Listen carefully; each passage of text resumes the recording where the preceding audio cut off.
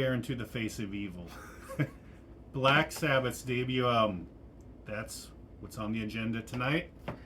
How you doing? I'm Jason Flom. Welcome to Any Way You Slice It.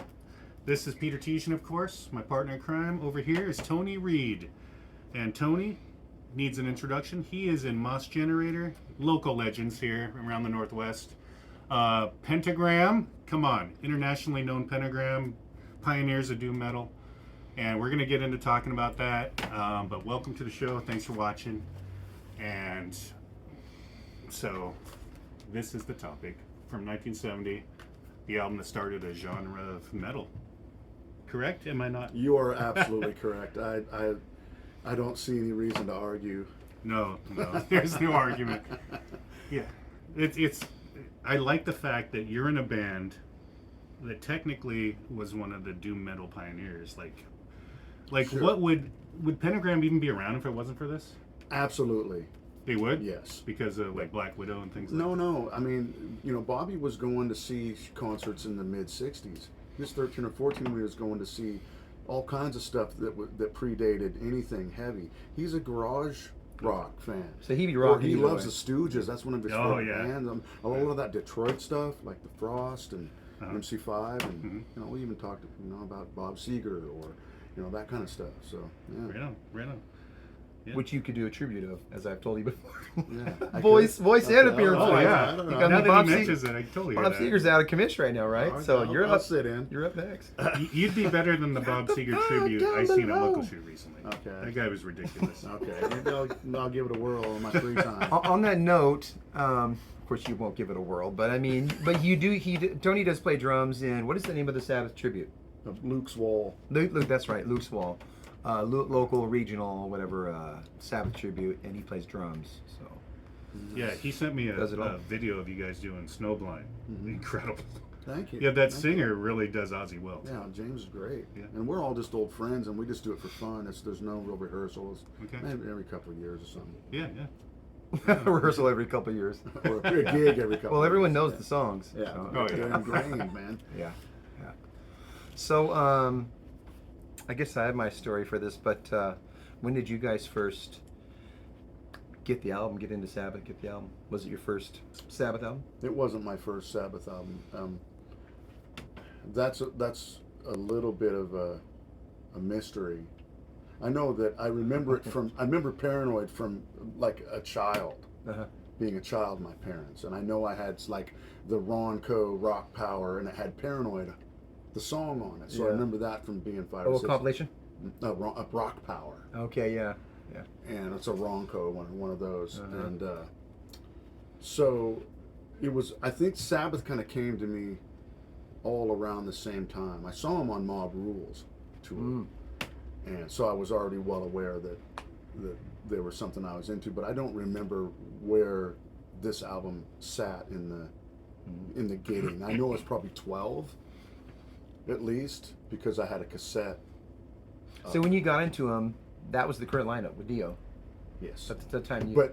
But I didn't know. Like I saw heavy metal, and Mob Rules comes on, and I said that sounds like that guy from Man on the Silver Mountain or whatever. So yeah. Not knowing even because I lived in a really remote area, and also didn't have the money to go buy a bunch of stuff. So, and being 12. Yeah. I was. And that lineup change with Dio, like how amazing is that they got together with that guy at that time? Well, there's only a few bands that have really done a change like that, like AC/DC, and recovered from losing such an iconic lead singer guy. Yeah. Who else? I mean, AC/DC. Not Van Halen. No. Right, Ralph? Not Van Halen. I think we all agree on that. Yeah. That's funny. Glad to get that in there. But I would say 12 or 13 would be when this album really came into my orbit, and it was a big deal. I remember it really being a big deal. Listening to everybody got like a solo section, and I thought that was cool. Yeah. And it was a great album. They definitely came from blues and stuff, so they have all that they have all that going on that some of the other groups, the pop groups, maybe didn't. But for me, I got Master of Reality from a box of records my dad gave me when he realized I was getting into music, And I said I liked that. He told that to his friend. His friend gave me this album. And like I mentioned earlier, I swear it was the green label, but it was a gatefold with the cross. Could have been a mishmash copy I had, but the record was insane. I mean, it had obviously been a frisbee and things to do drugs off of and whatever, because it was 1970. Most 1970 records. Now, good luck. I have a question. If you're saying it's a green label, right? Yeah. And did it have Wicked World or Evil Woman? I think it was Wicked World. I don't Okay. think I heard Evil Woman until I got one of those cheap Dorchester holding cassettes from the 80s. And then I heard, Okay. and I thought, what is this? And then I got Live Evil from the same way. Okay. It was mid 80s. I wanted things on cassette. I thought cassette sounded better. You know what I mean? Yeah. When you're 11 and in mid 80s, you're getting cassettes. But Oh yeah. Tony, do you remember the Rock Show with Henry J, that local cable access show? Where would that have been? It was Tacoma, like local. Yeah, I grew up in Port Angeles. Okay, So really? I grew up with Canadian television. Okay. On the other side of Port Angeles, so I didn't get anything. Okay, I've asked Peter before; he doesn't remember it either. But there was I a remember local. Bomb Shelter Videos. Is It all was I kind. It was That's like all I it was like a remember. heavy metal version of Bomb Shelter video. That's Uh-huh. exactly what Bomb it was. Shelter, But they used to play the Die Young video, which is basically just live. I think it's the Black and Blue tour, possibly something. Yeah, like it. yeah, yeah. I loved that, and my buddy Tim had this on vinyl. Wasn't the gatefold, so it was the American version, and it didn't have Evil Woman. To this day, like when I'm listening to it on YouTube or something, and Evil Woman comes on, it just sounds awkward to me. It's like, wait, this wasn't there before. But I used to stare at this album cover, like I was convinced Satan was in one of these windows. It is scary, and it Yeah. is done really well. That it's not clear, and it's kind of impressionistic. And Yeah, but I was starting to play guitar at that point, and Sabbath songs, they're not super hard to play, at least the rhythm parts. So I was like, yeah, I can play this stuff, and then you start to play the solos. It's a little different. But Da-na-na, yeah. da-na. Everyone plays Iron Man. Yeah. Okay, everyone plays Iron Man. That's like Freebird or It's the something. first song I learned. For me too, Yeah, Smoke on the it was Water one of and mine. that. It Those was are the one of first mine. two. I learned them in E like a dipshit, but I still learned them. And look at that! Doesn't that look like a human figure in does. some It form? My boy, definitely does. I remember I must have been 12. It doesn't. I mean, it probably won't show up on camera, but I swear there's a human figure down there. But let's talk about this album cover for a second. How about that? So I think it was called Oxfordshire, in England. This farmland here. The photographer Keith. I think his name was Keith McMillan, but he went by Keith. He was looking for a model to be on the cover, so they found a fight. He wanted a really small model because he wanted everything else to look bigger than life. So she's 5 foot tall. I know her last name is Livingstone, and I apologize for not knowing it first. But so it was early morning. They took her to this place. They shot this photo. Did you hear about the risque photos they took? I did not hear about that. Yeah, she had nothing on under this robe, and they took some They kind of pulled some clothing back a sexually little bit. charged photos. Sexually charged photos. Uh-huh. But ultimately he didn't want that. It's more macabre this way. It's just, look at that. Yeah, this way it's all about this instead of. Yeah, and of course, it's really this whole photo. This is my favorite heavy metal album cover of all time. And that's not a light thing to say. There's so many good ones, but look at that. And as Tony said earlier, the best Black Sabbath album cover, correct? Yeah, I would say so. Yeah, Sabbath, Bloody Sabbath is good, but come on, that's an actual photo right Oh, here. it's so good. I got a tattoo of it. Yeah, look at that right there. See that? Thanks, Yep. Bo. Right on. He's also got an Ace Frehley tattoo. Just want to point Some out. kind of base. I- Come on. Okay, I don't have one. I Sorry. got the tattoos of Alive too. Yep. Bo did mine. There is a loose connection between this album and Kiss, and you're gonna have to stay tuned until the end. Let's put it this way. I'm gonna little hint. A guy who's associated with this album auditioned to be in Kiss. Loosely associated. Okay, I'm gonna give it away. So the Kiss fans watching will stay tuned for that. Anyway, Roping 'em amazing in, album roping 'em cover. in. I love it. Yeah, it really is scary. It really does. There's definitely a It's- mood there. Yeah. Yeah. So Tony, you brought along some alternate versions Yes. for Vertigo, American, and whatnot. Yeah, U.S. first pressing. on Warner Brothers Green Label. Not a gatefold. Not a gatefold, as Wicked World. And the Vertigo pressing, original pressing. High gloss cover. Yep, high gloss with this whole thing that's low gloss compared to. That's You know, true. it yeah, needs to yeah. be noted that Sabbath themselves were not happy with the inverted cross. Absolutely, they Yeah. thought that was uncool. Yeah. That's a label thing. There is a little extra information on the American cover. The house is cut off on Vertigo, and it goes a little further Uh-huh. over here. So there's. Wow. Interesting. But this one's a little clearer. Looks like. Well, that one's been abused for Really rich. years. Yeah, this one I picked up recently. It's the 2016. It looks clear, but it looks honestly it looks a little faded compared to these original copies. Yeah, see, that's like a silver look on the Sabbath. And they didn't really. Did they just kind of go with it like okay, whatever, or did they really not know at all? They didn't know at all. They really didn't know? They didn't even know how the record was going to sound because they left to go. On tour, really. Oh yeah, they went over into Europe to do some shows, and then all of a sudden this is done, and they heard it for the first time after it was finished. The label was so there's what really interests me about that era is Black Widow and Patrick Meehan. He managed them also, and they're totally going for the satanic thing. Yep. Now, was that right at this exact time, or was it just before? I feel like it was. Well, there was Coven as well, and they were right before, and they had there was kind of a lot of similarities, not in the music so much. When you see pictures of Black Widow, they're in front of some trees, and like it looked like almost the same deal sometimes. Yeah. I mean, Patrick's probably hiring photographers and working some of the same shit out, like. If I remember correctly, now I may be wrong, but I think the Black Widow Sacrifice record came out in '70. It's after, yeah. The exclamation mark is the first one.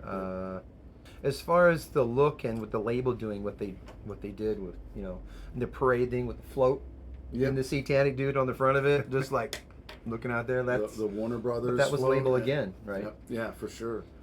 So, but Warner Brothers knew that this was different and they could play this up, And Sabbath was getting confused with Black Widow sometimes. Yes. Yep. It was all sorts of. But Sabbath don't talk about the fact that this kind of occult stuff was happening, and they don't really talk about that. Were they doing it on purpose, or were they doing it like it was just an accident? We walked by a theater.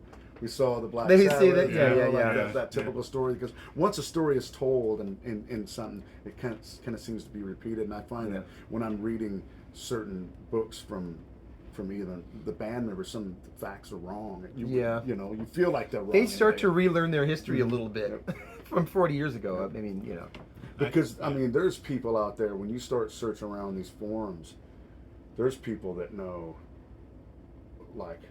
Sometimes I think I know quite a bit about Sabbath, but there's people that are just crazy about it, and it's neat. If you're a fan, it's really neat to encounter these people's what they're writing. So I mean, Black Widow's music was more kind of psychedelic. It's kind of progressive at times, pop. I wouldn't personally say the songs are quite on this level, but.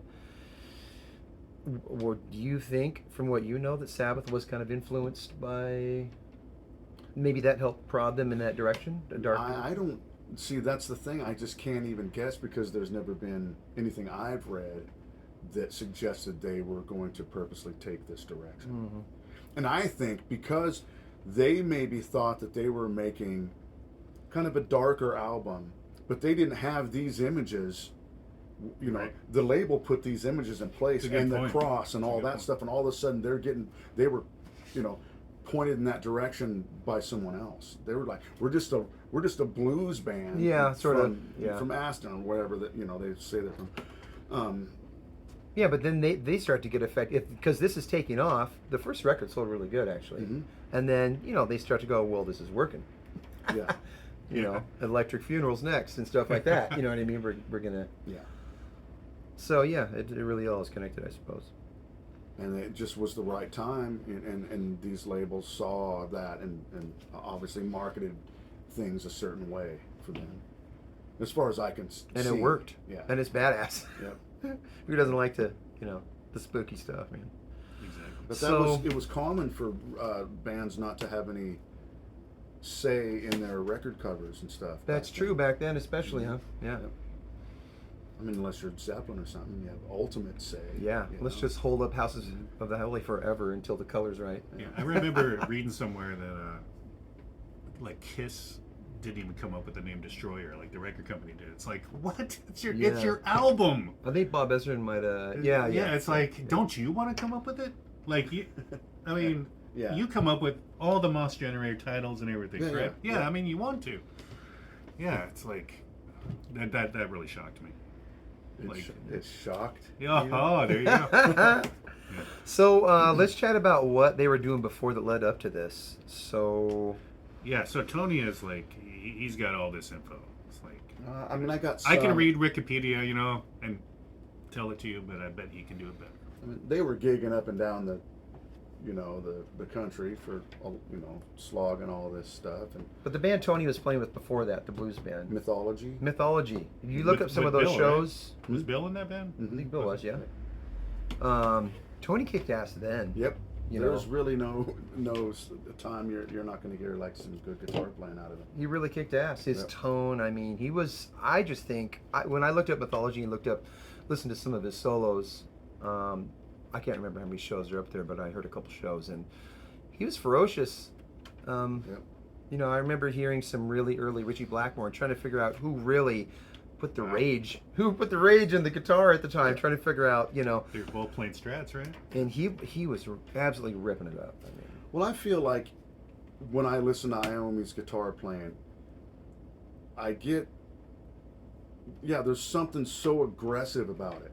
yeah. Like his was always leads there. are so like it's actually they could be playing like Into the Void, but his solo is just like it makes you not angry, but just an energy that Oh, yeah. comes out of you when you hear the way he played. Yeah. Yeah. But then he could be mournful.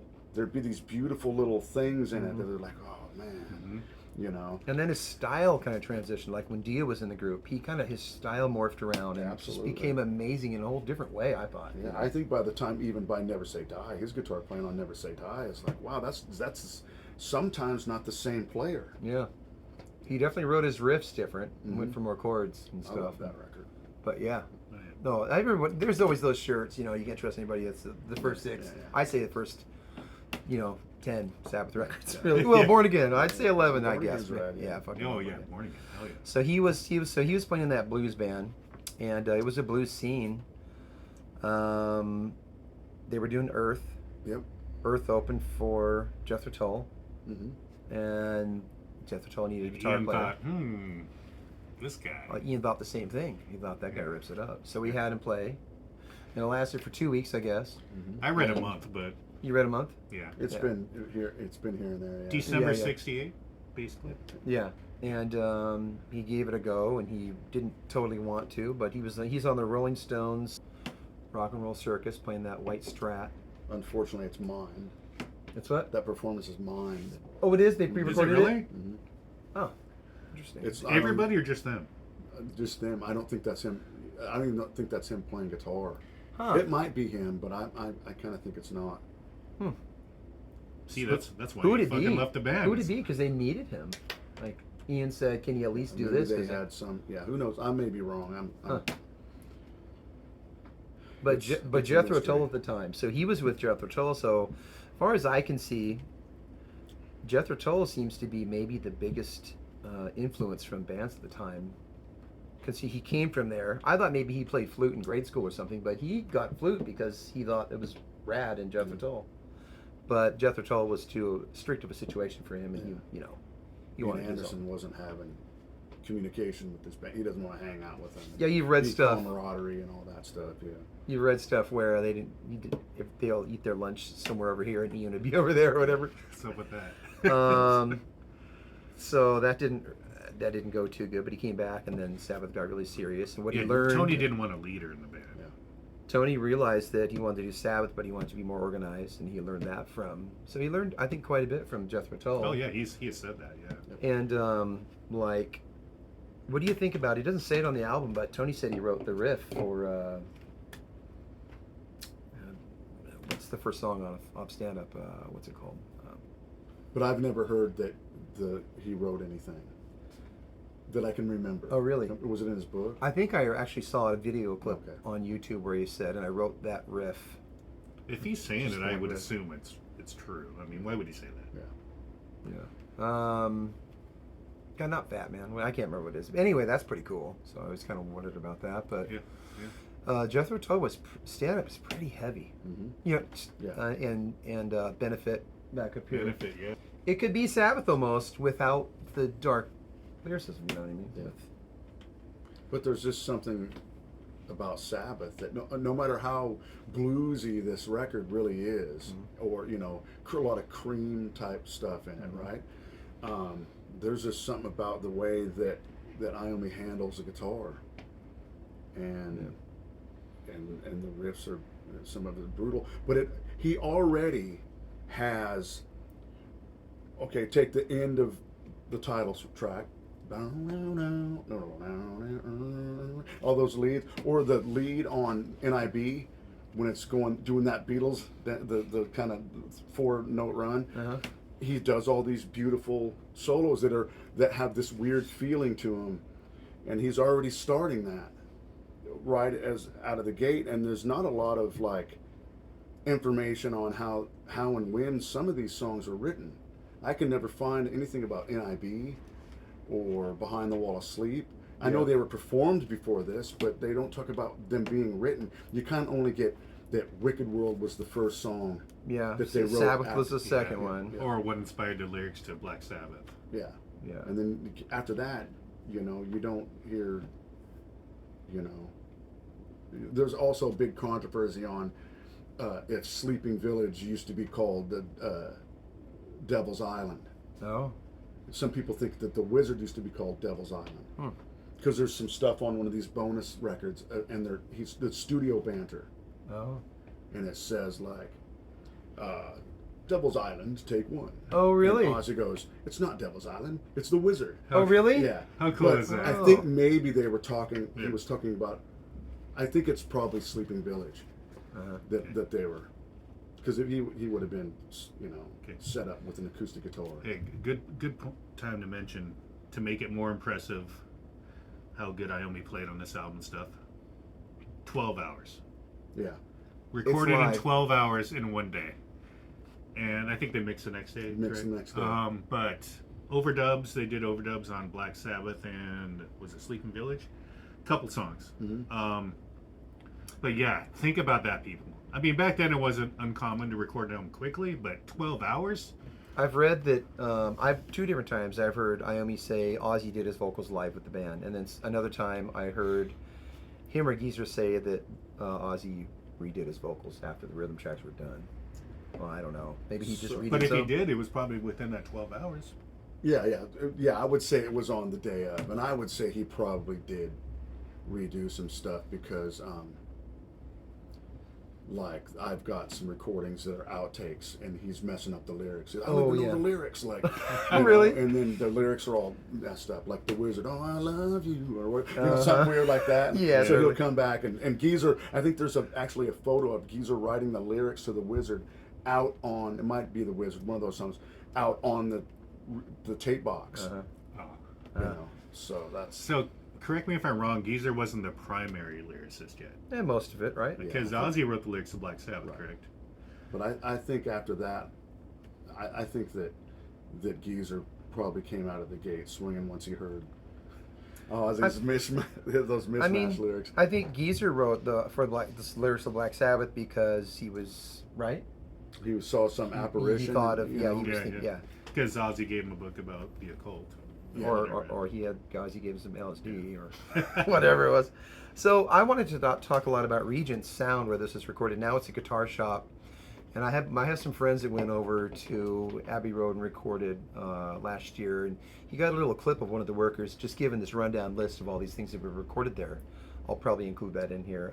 First two big bands would be the Rolling Stones, first album, Black Sabbath, Paranoid. Tom Jones recorded It's Not Unusual in here, did a demo. So did Animals, they did, Kinks, so they really got me the first demos. Led Zeppelin did early demos in here as well. Jimmy Page actually remembers being in here. You have John Martin, you had David Gilmour and the Killing Joke, you had Band of Joy was already done in here. You had Maybe it was Trident. But what else was at Regents? Was Budgie at Regents? Well, it's the same producer, same with like Rock and Roll and stuff, but I don't know where they're recording. A lot of those are Yeah. at the time of Regents or Trident or yeah. It seemed like Roger Bain kind of worked in the same couple of places. So I really couldn't find a lot of information, especially pictures of the studio. There's not that many pictures of the inside of the studio. Yeah. I wanted to know, there's a guy on YouTube that did a drum cover of The Wizard, and he used 4 mics, and he put them kind of down here, kind of above the tom, over between the cymbal, and it sounds like it was 4 mics. I think they were 64s, Okay. pencil condensers, and they wanted a stereo. He wanted to capture the stereo overheads. And I've heard him say nobody was doing that then, but I mean, Led Zeppelin kind of did that a couple years before, but not everybody did, right? So, but it's a really cool drum sound. I personally like that it breathes and that it's jazzy. His playing on that is way different than any of the other I records. would agree. Way more jazz influence. Yeah, definitely. He's more jazz than Peter Criss. And I love a lot of jazz myself, Yeah. so this record is, I've always really said this was my favorite, but how can you really say that? Because I mean, there's, just depends on what your mood is. Then you put on really. volume 4, you're like, okay. But the looseness, the jazziness of the reverb, and I looked it up, the reverb is 140 plate, EMT plate, and that's, I guess they had a spring too, and it sucked really bad, so they just used a I'm plate. glad that you can hear that plate all over it too. And I love it. Yeah. I love it. But they said the plate sounded really good, so they used the plate for everything. So that's because it's a small studio. I doubt you're hearing a whole lot of room ambience on stuff. Probably not at all. Yeah. I also learned the bass was mic'd and lined. Yeah, because it's pretty thunderous, and that line is probably where that's coming from. Because he was using a supergroup, Laney supergroup, with supposedly like a 412 cab with a couple of blown speakers or something like For that. bass? Yeah. So you're a Laney guy. Mhm. If you look Tony Reed and put Laney, I did it to show my friend Mark the other day. He's got Tony with this whole collection of this some badass stuff. So Tony was playing Marshall then, though, right? No. The what's his name? Tom said Tony came in with this double Marshall stack. So it was He Laney. also said some stuff that was recorded for Master Reality was a combo, and I don't buy that at all. Like that guitar sound is destructive. Now there's demos from Massive Reality that sound like he's using a Marshall or a combo. Like there's a demo for Into the Void, and the guitar sound is super Marshall-y or something really thin. But he was already doing Laney's. So Tom Alon, so maybe it's like he's confusing like the Rebel session or something like that. Maybe. Yeah. And I think even the Rebel session, he was already, because that was only a couple of months before this, and Iomir was using those first era Laney, when they were still super short hair. Really? Yeah. Looking permy, looking like green. It might even have been even 68 when they were using Laney's already. So really? So then you mentioned earlier, we chatted for a moment, that Evil Woman was recorded before the rest? Like a week or two before. Now, Intended for a single. Yeah. Which it was. But here's a major mystery that if I maybe, and I've dug deep, real deep. Of course, it could be somewhere on the black web or something. There's no information on where Wicked World was recorded. Really? And it's not from the album. The cymbals are broken, and there's no other recordings that I've heard where the cymbals are really busted up like that. Really? Yeah. So Wicked World, was that the not. B-side? Was that the B-side to Evil Woman? Yep. And so it's not the same session because the cymbals. It's not. Evil Woman sounds pretty close to this compared to Wicked World. Wicked World is kind of jarring in its sound compared to the rest of this record. So okay, that leads me to the Strat SG thing, because everybody says Wicked World is the only one with the Strat. So he brought. So that would mean Wicked. No, that would mean Evil Woman is probably the Strat too then. Yeah, probably, yeah, because he brought the Yeah, Strat to this good session point. and it, Good point. it was given out. So I read that he said, you know, the Strat broke down or whatever, and I picked up the SG. I've only played it a few times, you know. It's like then the world of heavy metal has changed. Uh-huh. It's like It Just was. that look of it too. yeah, It just oh always man, looked so that's cool. so Iomi. But the Strat was a right-handed Strat, and I think I read that he traded it for a left-handed SG from a guy he was playing it also upside down, Yeah. something like that. Something weird, yeah. So I wonder where that Strat is. You know, Like Evil Woman was recorded on November 10th, and the debut album was recorded on November 17th. So it's that close. But Evil Woman's at Trident. oh, Evil Woman's at Trident. Yeah. Oh, And so okay. I maybe think that's why there's more lush overdubs. Like I have a copy on this deluxe thing where there's horns. You know, Like the Crow version. like the Crow version, which is funny because when I was a kid and I got the cassette, probably a NIMS or one of the ones you're talking about, and it had Evil Woman on it, my mom knew it Oh, because of Crow. because of Crow. Yeah. And they're an American band. Yeah. It's funny they would cover an American band. It wasn't their idea. Uh-huh. Jim Simpson was trying to throw all those locomotive songs, you know, all those Norman Haynes songs, like When I Came Down and The Rebel. Those were all like somebody else that he managed. He managed Sabbath, and he's like, do these. They're poppy, you know. You know, I never thought of it as Wicked World, a battle between the two songs. I like them both. I think Evil Woman's a great pop tune, heavy pop tune. Yep. We want to put that on for a minute. Maybe we should hear that one first since it was done first. Let's do it.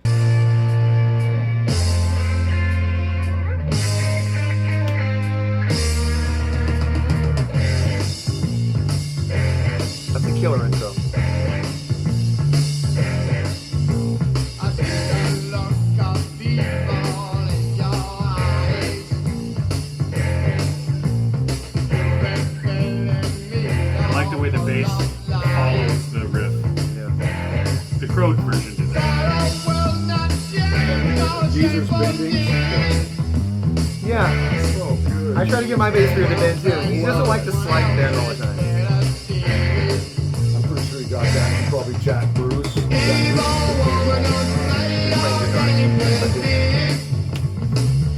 When it should have done. So, but it's a totally bluesy like pop song. You know, I've always loved it. Really, you know. Yeah, it sounds it's cool because it gets you knock it out because it's a cover, but that's great. Geezer's bass playing is awesome, Yeah. man. His sound is killer. And in the middle of the album, it's kind of a cool break from. Although Sabbath. it's not on this version though. No, but Sabbath. I mean, did some deep shit, and I kind of like that little break. And then let's get back to Why do you think Warner Brothers decided not to put it on there? Was it like a time issue, or maybe like, oh, people know that song from Crow, or Maybe they just weren't hip to it. That's a thing I'm not really quite sure of. because Like, they just didn't literally like it. like heard the Vertigo record and decided to take it off. I think Sabbath really weren't that happy with it, and when it was going to be Okay, released yeah. over here, they probably had at least had some kind of hand in saying. And it might, yeah, and they had, I think by that time, probably moved on from Jim Simpson at that point, and maybe told the new management, Oh, Patrick Meehan, to That soon, maybe huh? do that. We don't like that. Can we put it, you know? And can we not have the cross? oh yeah. So Oh, that's that's why. when the See, we're let down. Oh, it doesn't have the cross, but they Yeah, did. I didn't I see grew the up cross without for the years, cross. yeah. You didn't really? I had this version, or I had the Warner Brothers, but then the NIMS ones were all at Swain's General Store in Port Angeles, and so I would buy. And the NIMS one had It did. it, yeah. Oh, yeah. I'm thinking I might have had a Frankenstein copy with the wrong Yeah. record in it or something. When the cover's this evil, you don't need the cross. You know what I mean? Yeah. This is all you need to look at. So then they go into regions and they start tracking songs, and I thought it went down like Wicked World was the first one they tracked, and the Strat only lasted that long. But you think Wicked Wicked World? World's recorded somewhere else, no doubt. Okay. All right. And that's not talked about. Hmm. Even some people will talk about the Evil Woman session, and not because that was the B side. I mean, I think it was probably recorded at a smaller studio. Probably not Zella, not the one where they did like the when I came down and the Wizard demo. Those were done there. But a small place because it doesn't sound very good. You know, it's real boxy and the drums are mid-rangey and of course it's still a killer song. Yeah. Oh, hell yeah. But the cymbals, they're so busted. Mm-hmm. You know. Really? Oh yeah. I never Listen to realized them, it. they're- So they're buzzing. They're kind of. Oh. and they're like, they're literally like, Oh. you know, somebody put tape all over. They sound like the first Danzig record. Oh, really? So they got Or yeah. Belgian scimitar. Yeah, you know. or just cymbals that have been punk rocked to death and Yeah, just broken. exactly. So that's interesting. So at their 12-hour, 13-hour session, they really only did. You know, they didn't have to do 2 of those songs. They were done. Yeah. So. But there's multiple takes. Yeah. Like there's it's actually, I think it's Black Sabbath where there's an alternate vocal actually. And so that would go back to like maybe Geezer writing the lyrics because Ozzy like I don't know the lyrics, you know.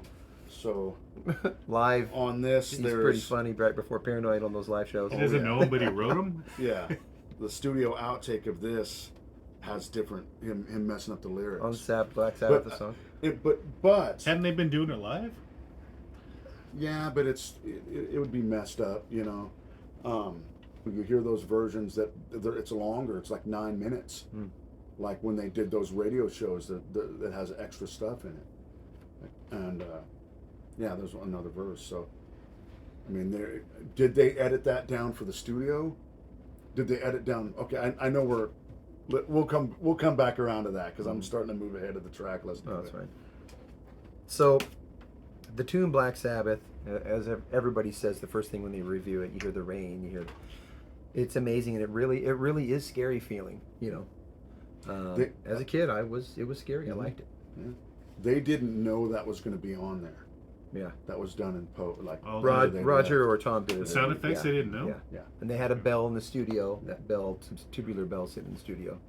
So they Good literally idea, threw man. that cover together, Good idea. or the intro together. And the Black Sabbath, the song, lyrically, and what the riff really sets them apart from Black Widow and those other bands that are basically playing kind of like could you even call it heavy? I don't know. It's Yeah, kind of I don't just think I don't rock, think pop so. rock even. And it's just crazy. And the story is Geezer was listening to Holst, and which is G D flat, right? Something like that. Yeah, and Tony I know how to moved. play it, but I don't know. Tony Yeah, moved. exactly. Tony moved that G up to an octave. Yeah. So then it was It's octave the devil's octave. with the flat five Devil's- underneath. Devil's- And he's devil's just octave. ferocious all the way around, not just the soloing, but da, da, and then Yeah. it's like if you could emphasize that flat five anymore, you know, other people had worked that note into things, but it's a passing note, whatever, and he makes it the whole deal. Yep. It's It's a song. amazing. It's a song of dynamics. I mean, he plays it mellow during the verses. I mean, Yeah. 4.5 minutes this goes on, the same 3 notes. That's true. It definitely it is a really cool, chill way to start the album. It's kind of And the best use of the plate reverb. yeah. The reverb on that song Yeah. is so cool sounding. That's the mood. Yep. And Yeah. the drums when it comes into the verses is doom doom. That plate reverb is Yeah. just fucking washing through. Yeah. Nice and warm. Yeah, that's killer sounding. Yeah. I mean, it is a great sounding record. Mhm. It's a little toppy.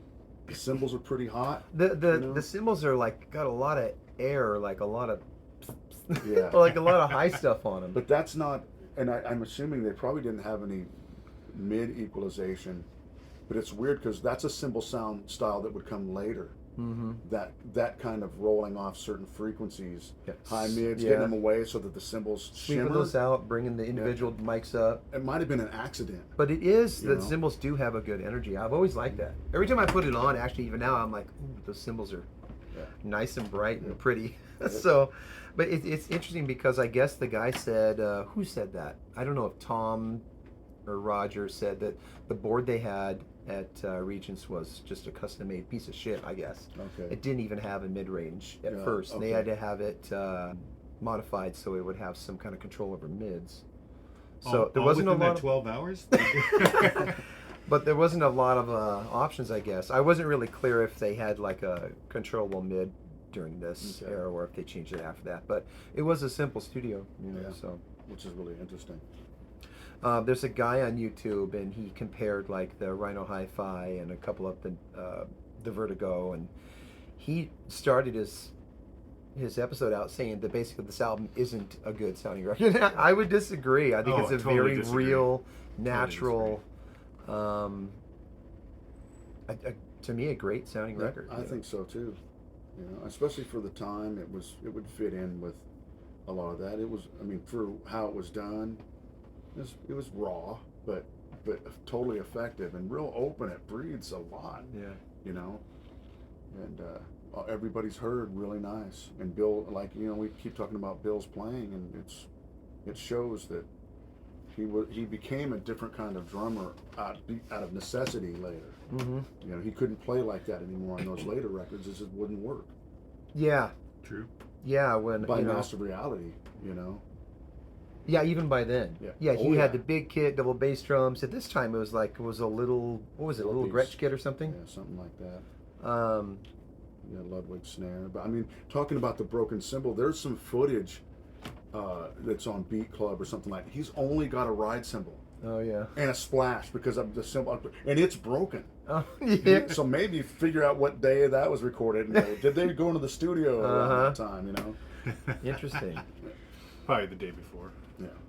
So Wizard comes up after that, and when I was a kid, I think Wizard was probably my favorite song on the thing. I thought Wizard was amazing, and I thought the harmonica Played by John Michael Osborne. was really cool. Mind you. Yeah, which is, you know, and never done really live. There's no live version of that until by Sabbath with Ozzy When they got back in that until studio. reunion. Yeah. Really? Yeah. They didn't do the Wizard live? No. Wow. There's no recording of it. Believe me. Mm-hmm. I've tried to find something of them. So why they had to have done it live. Mm-hmm. They did a demo at the same as when I came down, that same session at Zella at the Birmingham Arts Lab, October 7th, 1969, which I've heard. And you have a story about this. Let's hear it. Let's hear okay. it. Well, it's your part of it, or whatever. part He you told can us tell. this before we Okay. were rolling.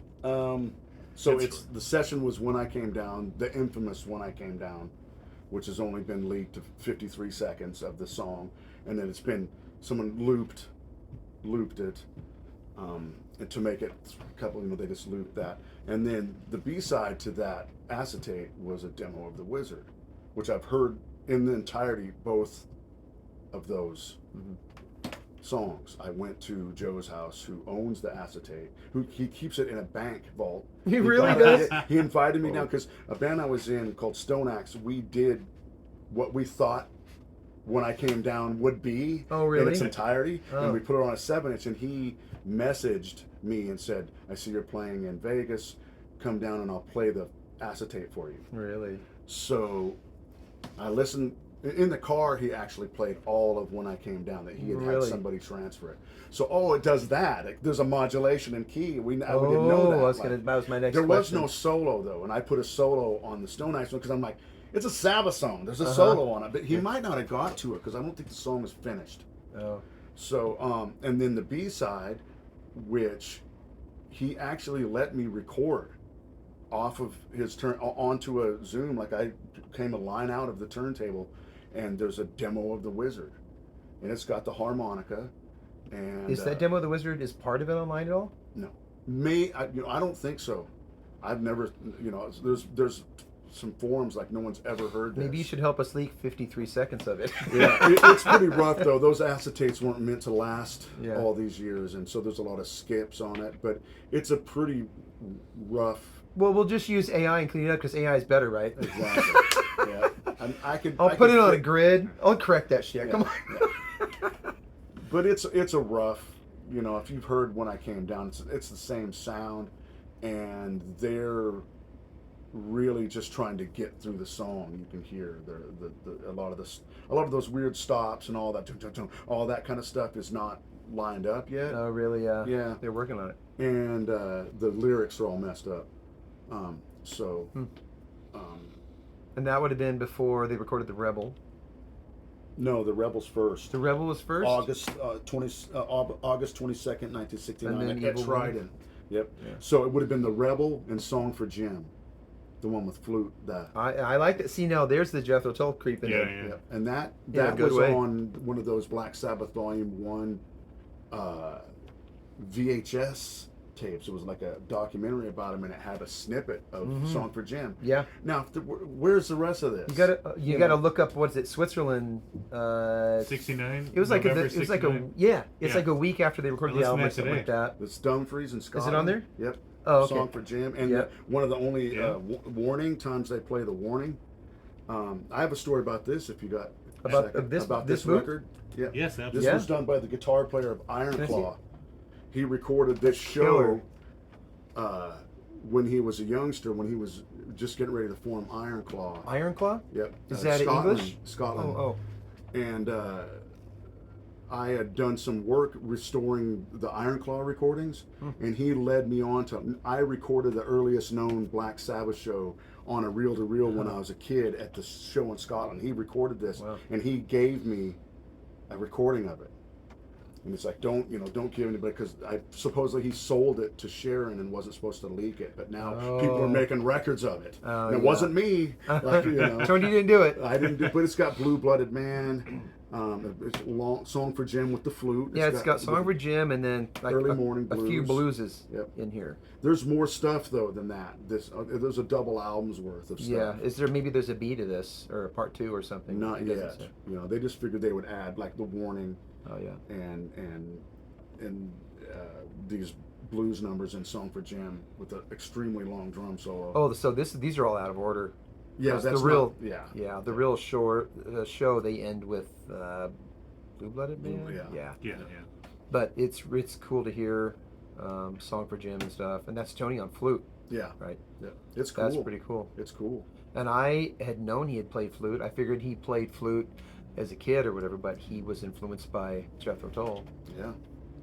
Yeah, this is a really cool show. He puts down his flute playing. Maybe he's not a soloist, but he plays tone and stuff. He plays well. And this was actually the day before they went into the studio. This is November 16th, no, this is 69. Yeah, 69. It's like a So rehearsal. it is literally the day before they play a gig and then go record one of the greatest records of all time. Oh, Yep. I don't know why, but I guess I thought that concert was after. I thought they went after. Well, there's conflicting dates on when they recorded this. Yeah. Oh, okay. They started this in October, correct? That's I've read that and November, like he's saying. November 17th is Okay. what I have. Yeah. And it was released Friday the 13th, 1970. In England, not it wasn't Yeah. until June, I think, until Yeah, and we Paranoid got just a Jason here, couple too. months later. Right? Yeah. Now Ooh, this look at is a 1970 show where they do the warning, and they do Sleeping Village. Oh, really? Yep, and that's the only live known version of Sleeping Village. The warning is 30 minutes. It What? is Really? Amazing, dude. They go into timeout and stuff. What? Yeah, dude. They start just jamming. Dun, dun, dun, yeah, dun. it's Wow, killer. that's crazy. Some just stellar guitar. So that playing. show, what is that show? What is that city there? Luzon. Luzon? I don't know how Huh. to say things. Huh. Where is it though? I mean, where the heck is You that? should know these things. Switzerland, I think. There's not a lot of. I That's think it's cool. Switzerland. Sorry, Swiss people. Yeah. So, anything more to say about the Wizard? Was there some killer We got- drum fills every time? You know, I'm real quick in Luke's Wall when I have to play the Wizard. Okay, I gotta try to be not, so Yeah. it's just that's the hardest one of the whole set Yeah. by far. Do you guys do any Dio songs in your? No. You don't? Not because we don't like it. It's just we don't want to mix it. Yeah, you don't want to mix You know, it because I mean your drum style's firm and on it. Yeah, and- it's and- Vinny out a little more Vinny. Yeah, out, yeah. so, So you really could do both. Yeah, I'd love to. Oh, Yeah. Plus, I'd love Jim to. sounds like Ozzy. So. Yeah. So, Wasp, you had the Wall of Sleep, basically. And those were things that I loved when I was a kid. Oh, that bass solo, man! They're giving him a bass solo. It was a big deal. of course he's using a wah, right? Obviously. But I feel like they put that on afterwards. The wah? Yep. Oh. And dude, when he finishes, and he turns it up, and the wah's cocked about halfway, and it's That's that's a the growly coolest tone. bass sound I've ever heard. You know, that reminds me, I was going to ask, when he goes into the chords in towards the end on Black Sabbath, what is that's a really fast wah, and it's an amazing tone. Yeah, I mean, I feel like once again they're doing some manipulation because they weren't into that stuff. Later, how could you even push it that fast with your hands, even? and it's not a Leslie or anything because you can speed them up to being that fast, but I don't think it is. It doesn't sound like it. It feels like it's wah to me, Yeah, like it's yeah. wahing, but it's not just trem. Yeah, But maybe it is Leslie because he was into putting things through Leslie's, obviously on the next album. yeah. But And that wouldn't have been them. yeah, I would bet that the wah and the bass on that is not Geezer in the studio yeah. because Well, they so- didn't have tricks like they really, and they didn't play. They stopped playing NIB and live. I don't think he used a wah on the bass. Oh, really? Yeah. Oh, interesting. I'm glad you brought up Not till later. when you hear him turn up at the end of basically, and then NIB starts. That's so cool they left It it in is. like that. It's amazing. And the bass. I mean, like I said, I just can't believe the bass sound. Yeah. When he comes into that riff, it's like, oh my. I swear to God, driving here, listening to that, I remember thinking, this is the coolest bass sound I've ever heard. Yep, it really is. And he kind of brought that back on Master Reality. If you listen to his bass sound on that, it's got a lot of mids because they tuning down a step and a half. He had to cut through the guitars being just brutally heavy, so it's mid-range. Yeah. That's how he got that. I don't. What I like about him is I've noticed it a long time ago that his different tones, he goes way up. Way up. He goes way up, and like he started a thing with that, really, like going up there and getting the really, really warm tone. Yep. I mean, going back down here when he needs it. Bill Wyman played pretty high up. Yeah. He would do this thing with his bass like this, Oh, and yeah. he would be playing kind of right on the. Yeah, But really. yeah, Geezer would be way up there, and his tone. I mean, even if we'd go to like, say he's gonna guest on an Aussie record later on, you'd be listening, and then his song would come, and you wouldn't know, but that's Geezer. Yeah. There's no doubt about it. Because it's Just his groovy, he's sound. bending, he's sliding up from the step below all the time. He's doing that groovy shit. And that's that low mid tone of his. Oh, that they yeah. cut he's great, man. Yeah. He does cool. He kind of talks down his musicianship on bass because he said he was a guitar player, but he does all sorts of cool little riffs underneath the guitar stuff. But if you listen to War Pigs, in the first solo section, it sounds like there's two bass tracks going on. It's so killer. Yeah. They tracked that just standing there. That wasn't an overdub. Yeah. I don't know. They did take 3 days to record that one. 3 days. Yeah. Oh, jeez, no wonder. Yeah. It's Yeah. cheaters. So NIB, that's a lot of people's favorite. That's a great tune. on this record, Yeah, Oh, and yeah. it kind of does crystallize to me what's going to come on the next album. yeah. And I've always loved that song too, but it is kind of it reminds me, it's kind of a shame that there's really only one album that's this bluesy. Yeah. Because the next album is, it's hard rock songs for the most part. They kind of lost that whole thing. Yeah. It's the most evil album. They were like inverted cross on the inside of our album. We got to go in His that direction. tone, the verb, the recording, the space in it, but also that's it's a lot of blues based and And once again, that plate reverb, but that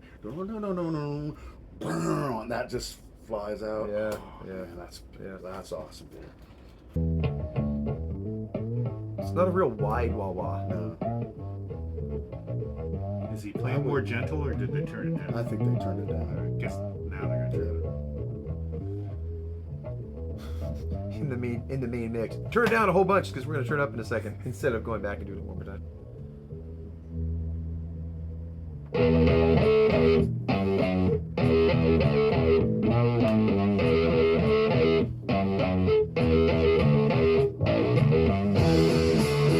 Yeah. That's so classic Ozzy. Distortion on the bass. That was the most out of control. Yeah, yeah. What is it? You know what it is? I think it's just him playing with that lane. They a lot of distorted like that? Oh yeah, when you're trying to use them for Oh. bass. Oh. Oh yeah, they didn't make a bass amp. There was a 100-watt Laney and a 60-watt, and that's all you got. Really? Oh yeah. You know, I've always loved the look of like Gene when he plays the Ripper, and I always saw pictures of it, and I loved Gene's early sound on the first few records. But until a guy brought a Ripper into the valley down here to come over where I do sound, he played it, and I'm like, "What are you going through?" He's like, "Nothing. This is just the way these sound." I'm like, "Oh my god, I get it. Yeah. Those things are just gnarly straight in the amp." Yeah. You know, so Oh yeah. The guy brought a Ripper into the valley. yeah, he had a Yeah, Ripper. that's He has awesome. a Ripper. Yeah, That's awesome. but you know your bass or your Was he a amp Kiss can. fan? No, but he knew about it. Okay. I he knew slapped him about a it, little yeah. bit, but yeah. Yeah. But your bass, your amp can really just deliver the whole. It doesn't always need a pedal in between Yeah. if you got the right stuff. So you think it's that amp breaking up? Yeah. And I like I said, I think they put that wah pedal on there, and I think that is the same sound that's happening on on Black Sabbath. Yeah. So either somebody's manipulating it, you know, Mhm. like with their hands to make it move back and forth, or they took it apart so that they could move the Oh. I mean, whatever it is, it's that same sound. Yeah. On Sabbath, it's wah, wah, wah, wah, wah, Yep. wah, wah, wah, wah, wah, Yep. wah, wah, wah, wah. It's Yep. like really fast. Yep. And then, who knows what it could really be, but you know, it could be that wah pedal. They didn't have auto wah then. No. I mean, And they didn't really have hardly anything that was. I mean, that was all those effects were new. Even a fuzz was pretty new at this point. Mhm. Wahs were just certainly a couple years old. new. You know, Yeah. Was Iommi using a fuzz? Did he use a fuzz face or something like that, or? he used a Rangemaster treble booster. Like Oh. Blackmore used them. and Oh, a couple yeah. Other, I think Clapton used them, and I don't know if he was using one. I don't think he was using one yet. Would He that was be just- for like a lead boost? No, it's just in front of, on top of the amp, and it would boost the treble frequencies and give you a little extra grind. Oh. So I would be interested in finding out well, what happened was his tech had modified his Rangemaster, and then it got stolen, and he Ooh. never wrote down what he did to it. So it's a mystery. The first why. album? When did it get stolen? I wonder. I don't. Way later, Oh, way later. Okay. because he'd be using it on the times where he's just he Wow. would turn up his volume and it would just howl. Like, Yeah. And he But- does have that pushed top end that just, you know. Who knows? Like with Laney's, those super groups, like I have one. It's dime everything, bass all the way down, right? Because it's not tight at all. Hmm. But if he's using a treble booster in front of it, he might be able to push that low in, and then those frequencies start working together and making a little extra gain. I don't think. And he it was wouldn't u- just be for leads. It's for he would just turn up his volume for Huh. that. So Yeah, because I was going to say, like in the song Black Sabbath, like you mentioned, when the guitar is mellow and actually really clean during the verses, he's probably just working his volume out, right? exactly. I would say 100% because he did that on stage. Mm. Yeah. You know, and I don't even think in that Brussels show or any of the other footage that you see from 1970 that you can see a Rangemaster on top of his amp yet. Hmm. You know, I don't know if he put him. A lot of players put him on top of their amps because it wasn't a box. Mm-hmm. I mean, it wasn't a foot. It wasn't a foot switch or whatever. Yeah, you don't need to have it on the ground.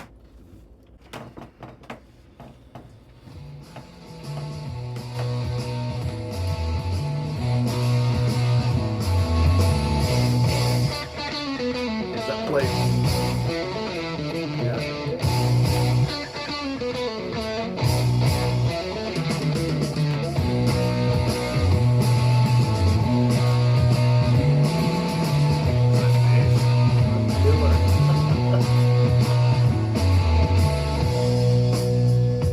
I love the effect on his voice, and it switches every line. I love the best breakbeat ever made right there. That's a fat beat. This had to be sampled, right? Hawking's voice.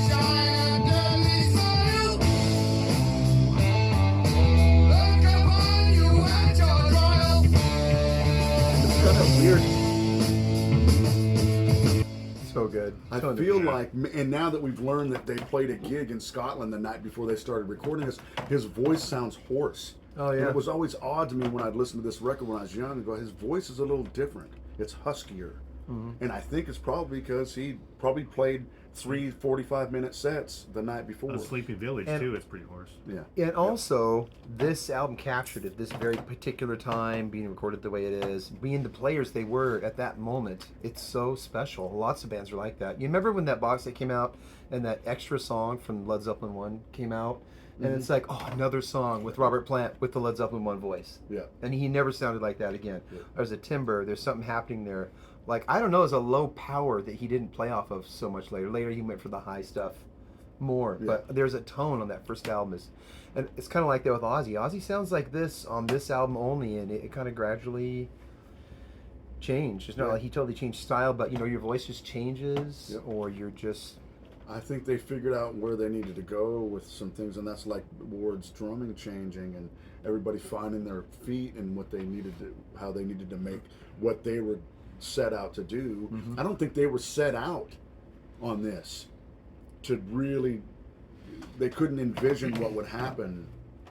But you know, from what I understand, Fairies Wear Boots and maybe even Walpurgis was already, could have been, Being War Pigs written? could have been on this record. Oh, really? Yeah, I think there was a reel of tape that had something written on it that said Fairies, and that was it. Like they had thought about recording Fairies Wear Boots Oh. for this.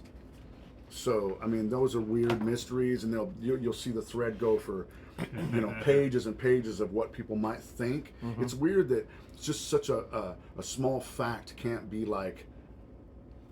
Can I figure out? Can I find out really why? Can someone from the camp see this thread? Uh-huh. And please just say no. That's or yes or no. Yeah, if what that the was hell is it? written. Yeah. Huh. Or just go. I mean, they're laughing. Look at all the stuff they're trying to figure this out. Like, you know, it could be. You know, who knows? That's funny. There's some Kiss mysteries like that too. Mm-hmm. Yeah. Who played drums on Larger Than Life? That's one of them. What do you think?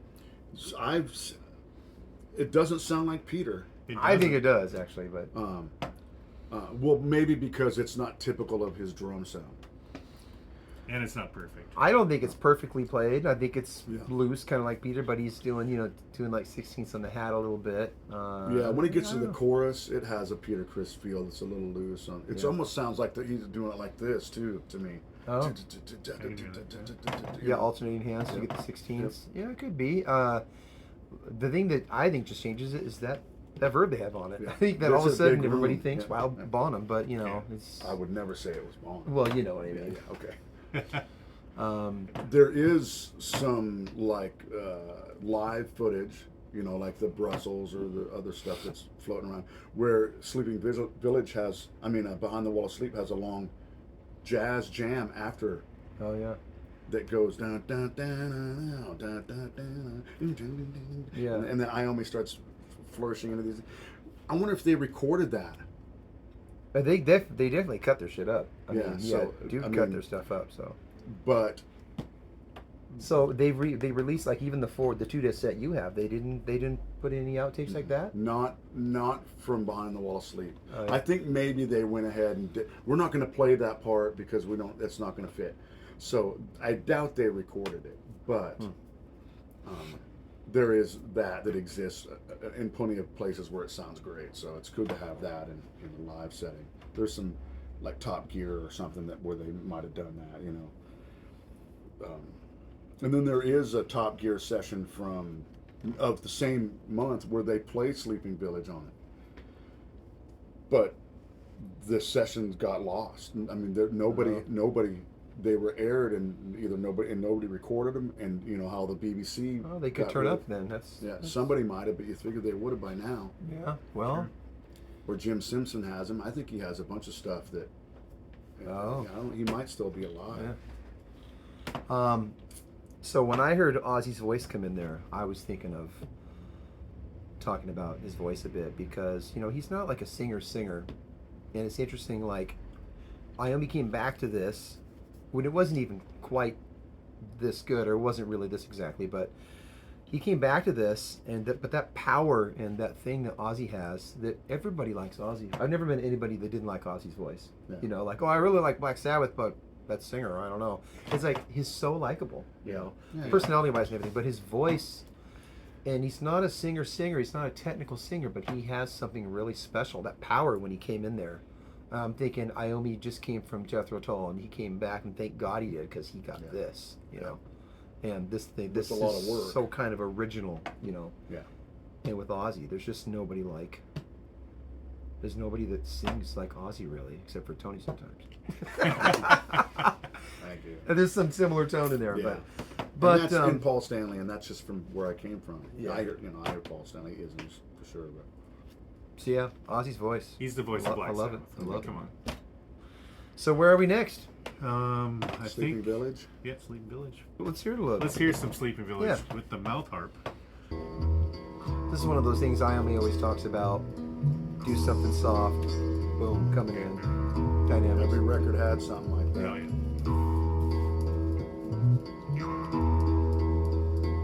Red sun rising in the sky. Sleeping village, cockroach cry. Soft breeze blowing in the trees. Peace of mind, feel at ease.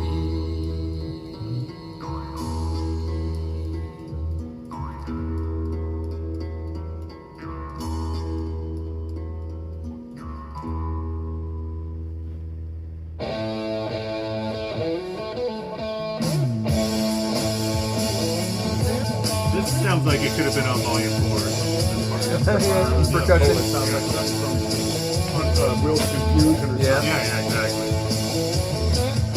Now, whenever that riff comes in, you know they're in the same room because the snares start rattling. You hear the snares start to Oh, rattle. yeah, So yeah. Iommi's in that room playing Uh-huh. the riffs, and that's real cool stuff too. Yeah. Because in this day and age, I'd be cutting that out. Like if Yeah. you hear like the beginning of Lord of This World,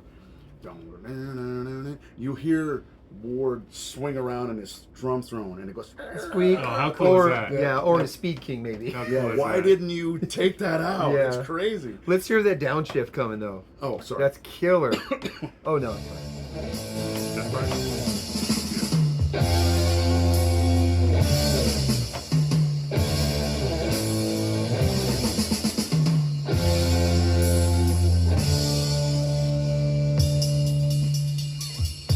That sounds like Caravan right there almost. Sounds like he's in a pit. Yeah, it does. That's definitely different. Yeah. I love double track solos. Love it. I was thinking about that today. I heard that they did too because he wasn't so sure, and then they decided to keep them both. It was a decision. And I was wondering if that was how maybe he heard that because he probably didn't hear the double track until he got the record. Oh, you wonder if he was playing with it? Yeah. No, I mean, I'm just wondering if he ever thought about that, Mm-hmm. and when he heard that, I'm going to start doing that now. Because So it he might did have do been- it later. He yeah. did do it more. Yep. Yeah. So another thing affected by a choice, the producer maybe. Yeah, and you know, like his high-tuned toms, it's because they had turned them over. You know how the both head sides would be just used. Oh, yeah, and they yeah, would yeah. just turn the drum over and Yeah. play the other, so everything's just used and So abused. his high toms, they're high on most of Paranoid. Mhm, yep. Also, I like the toms better on here because of the way they're mic'd. Honestly, the way they're not the height that they're tuned, but I just think they're tuned a little better on here. Absolutely. On Paranoid, that's my only problem with the album is the toms are like a little bit like Yeah. a little out of tune Yeah, the with drums- each other or just The drums are recorded much better or mixed much better on this record, but the kick drum on Paranoid is awesome. yeah. It's so tight. Nobody was doing it's like they took everything out of his bass drum and put a bunch of pillows in it, Yeah. and that wasn't Yeah. common. Yeah. You know, it's a really cool bass drum sound actually. Paranoid does have certain songs have more verb, but it is a drier album. Absolutely, It's, way drier It's than probably the same exact drum sound minus some of the verb. that. Yeah. Certain songs more than others, but that's one of the reasons why I've always loved the drums on here. I love Blue Note recordings and stuff like that, and this is very similar to like I a Blakey agree. or thing or something like Yep, that. So absolutely. And he probably liked that. And Bill was probably because back then these drummers, you know, they didn't have a lot of. There wasn't really rock drumming was still brand new. All these guys came up on jazz. If you're learning in the early You know? '60s, you're listening to Blakey Mhm. and stuff like that. Yeah, Absolutely. yeah. And you can hear it in his playing. It's really, it's Definitely really swinging. wild. Definitely swinging. And he had a really cool. I think he had a really cool feel. Yeah. He probably gave them the jazz. Really, did Mhm. anyone else? Tony didn't really bring in a lot of jazz. No, More blues. If you listen to even the mythology stuff, or if you listen to long, drawn out things, Iommi he's using some of that. That's those kind of phrasing in his playing. He's much more skilled than you think he is. On record, he makes really great Songs. melodic choices Yeah. in his solos. Yeah. But when he gets to let loose live, Yeah.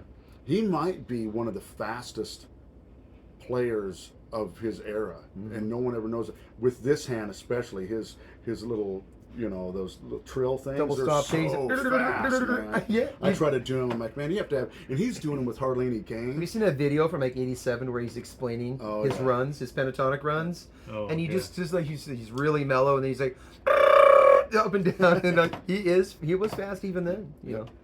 That's What's the up? one, Iommi Hot Licks. Yeah. I Yeah, think you it can is- tell he's yeah. so drunk on that. He plays something and he goes, You think so? Now, slow! And he plays Yeah. it slower. Really? Yeah. I don't remember that part. But he definitely was a shredder. He definitely upped. And especially, you know, like I said, in a live situation when he wasn't being recorded, or you know, when he was letting loose. Because I've got tons of boots, and I'll just go, wow, man. It's so different than It's great. Clapton. Clapton was like a lot of rhythm pickup, and yeah, he just had a rounder. He went for a more soothing, bluesy, soothing Yeah. thing, which I mean I love too. I think Crossroads is like the best solo like Oh, ever. You know what I mean? Right. But Tony Iommi was kind of the opposite. He just Yeah. shreds your face off. I Yeah. love that. You know. But with melodic, all of his choices in melody and aggression at the same time are just so. And because he really was a good blues player. Mhm. Not everybody's necessarily a good blues player. I remember Joe Zonal said, me and George Duke and a couple other people he listed are the only guys I know that can really play blues, really feel it, phrasing, like maturely or whatever Mhm. Joe was being arrogant and saying. But yeah, I know where he was coming from. And he actually said in this interview, Herbie Hancock, he can't play no blues. Like, you know what I mean? Yeah. Because he's coming from this harmonic thing, this really advanced and stuff. But blues is just a different thing to him. But I think Iommi, I think he was a great blues player. You know, I like his phrasing and everything. He Yeah. had a pretty wide knowledge of blues licks and stuff, I thought, you know. Yeah, and he stayed. I mean, he stayed a great player until the last time I've seen him on stage doing anything. He was still amazing. Like, it's Yeah. great. when was that? I mean, as far as like you might see the last tour, Oh. you know, I mean, I saw Heaven and Hell right at the end. I saw him a couple times, and you know, I was blown away by his playing. I mean, and that was really cool because it was the Mob Rules lineup where they didn't have to play any Ozzy era. Oh, yeah. So you could just get a set of like the Yeah. 3 albums and then some of the stuff from the, Mhm. the fourth that they did. Yeah, that was really cool, and it was everybody just was killer. I saw, the only time I've seen him was, I saw Ozfest 2 years in a row. And I think the second time I saw them was the last time, I think that was the last year of the original Black Okay. Sabbath lineup. And I just remember there was these like 16, 17-year-old girls over here to the left of me and my friend, and they were screaming Iron Man and crying. It was amazing. You know, it was amazing. I mean, Yeah. just through the generations. Like, Yeah. The only time I seen Sabbath was actually in 1995, right here in Tacoma at the Temple Theater. With Motorhead. With Motorhead opening. Yeah, do you see that one? No, but I have my Can you friends believe have some that? stories. They laughed like. Was that was right before reunion, wasn't it? Or Oh, was yeah, that reunion? 95 was Tony Martin. Tony Martin, yeah. Yeah, that's It's why a- they're playing the Temple And Theater. Tony Martin's a great singer. Oh, yeah. I just think that his choices what he chose to sing didn't appeal to me. Me neither. I'd say he's a great singer also, but those albums are not my favorite for that. Eternal reason. Idol, I really like. I Yeah. really like that. Well, I just got that box set that has all the Tony Martin records that were really hard to get for Yeah. a long time because I never explored the era. I just shut it down. I didn't care, and I listened to them all. And I actually thought Forbidden was the one I liked the most, the Yeah. one produced by. Oh, that dude, it's been Eric remixed and all C. that. Yeah, right? yeah. It sounds it's Yeah. you know, it's got Ice-T on it, and Yeah. That is awkward to listen Yeah. to, but yeah. The remix is good. But I just got it because I'm gonna explore, and this is a good reason. Yeah. But anyway, Yeah. back to the. Where are we at, Jason? Where are we at, Captain? I think the last song, Warning.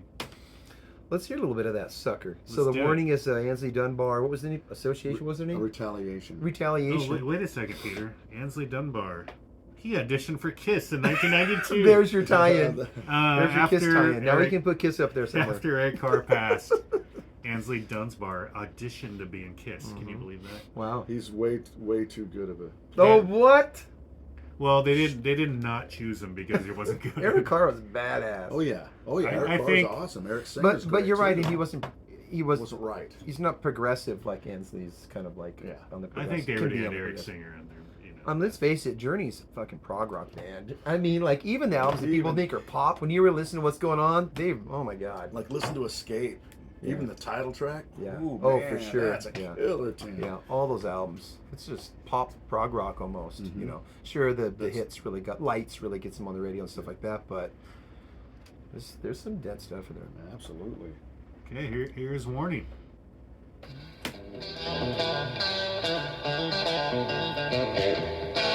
Oh wait, I'm sorry. Let's start that over. Yeah. Here's Warning. Wait. Here's Warning. Yeah, I was waiting for it. I listened to the original version today. It's like 3 minutes long. So all the stuff they added, they could have got a co-write on this. Bass is loud.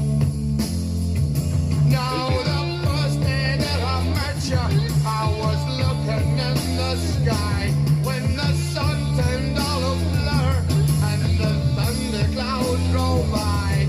The sea began to shiver and the wind began to moan. So cool. It must have been a sign for me to leave you alone. It's really cool, Prince. I was born without you, baby, but my feelings were a little bit too strong.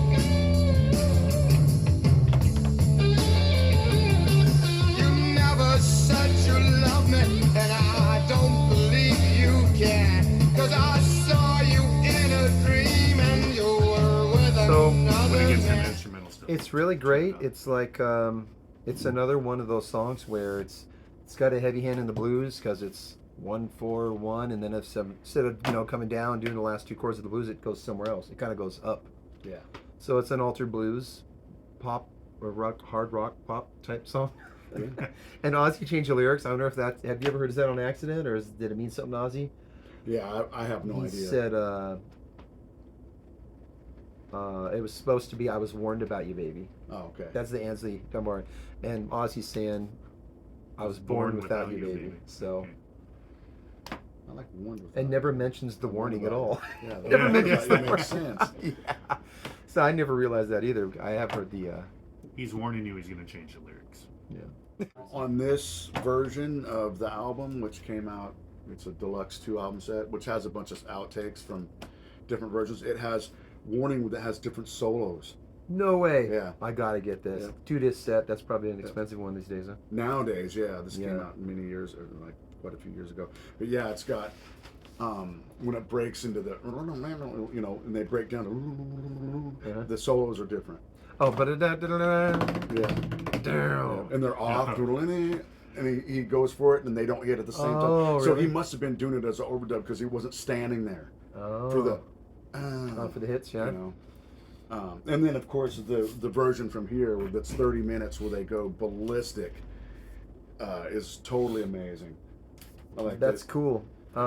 Every group I've ever had, I always try to set up spots where we can have free moments like that. That either connect the songs or before another section's going to start where we get to freak out. And it's probably because of stuff like this, where this is one of the first albums I got that year when I got into music, and that freeness for the I mean it's like just like he's really free on the floor toms, and they're Yeah. coming in with those hits. I love that. Killer, I yeah. love that interaction. So And I mean, I would say that that's a big. Moss used to, we still do go into jams, but when we were first starting, we really would do that, and we'd even do a section when we'd go like they do on there, like, you know, yeah. Yeah. And so we're just, just taking. I mean, you take from all kinds of stuff, but yeah, I would say that lots of little bits from this record have been a massive influence. Yeah. There's no doubt in my mind that this is the first heavy metal record. Oh yeah. It's the same thing as 21st Century Schizoid Man being the birth of progressive rock. There were hints of it before then, of course, but that really took everything to a whole different level. That's why you have them on the same arm. Yes. Yeah. Sabbath and King Crimson. I remember I was talking to somebody, it was over in Europe or something, and they're like, how can you have that and that? Because you get it. Because they're your arms, maybe? Well, he didn't like the Kiss. He was like, Yeah. no, none of that. I'm like, no, you got to have both. Man. You got to understand You both gotta things. understand Totally. both. Yeah, exactly. What was I going to say? Okay. What you got? Nothing. I did see an album over there you haven't shown. What do you got? Underneath that one? Oh, this just has like the Rebel. It has some BBC sessions on it, and it also has the Rebel Okay. on there. What's that called? Well, Purchase. Peel yeah. Sessions, Oh, yeah. 1970. Right. And even though there were two sets of those kind of sessions, this is the one that exists still. So it's got Black Sabbath, the 9.5-minute version. So with the extra verse. Oh. And then Wild Purchase, which is War Pigs with the Yeah. eating dead rat dinners, all that. Yeah, the different lyrics.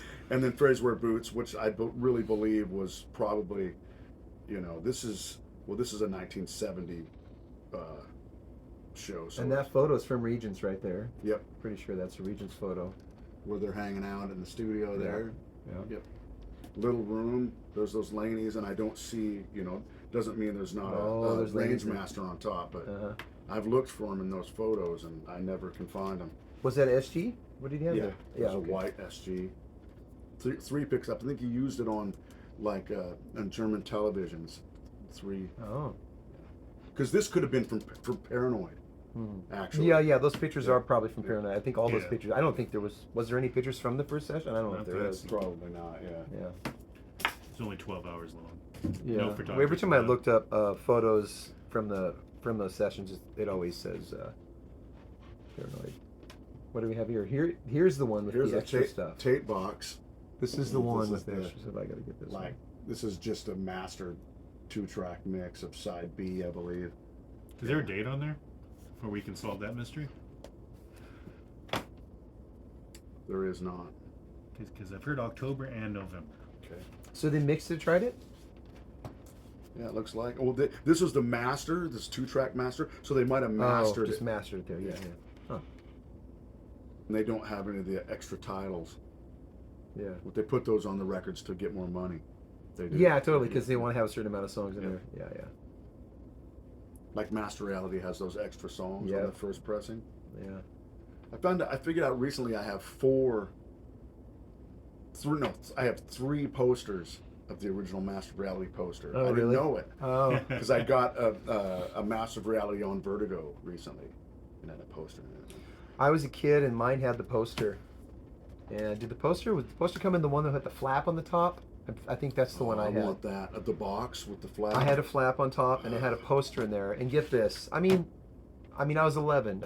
I traded it for Bark at the Moon on cassette, which I love. But I mean, Yeah. I kind of wish I had the Yeah. the Master Reality. In the box, Master. the box covers with Yeah. I really want one of those. Yeah. And they're pretty spendy now. They are now? Oh, yeah. Oh, how bummer. A good one in good shape. Yeah, you're looking at probably $300. No way. Yeah. My dad had some cool stuff.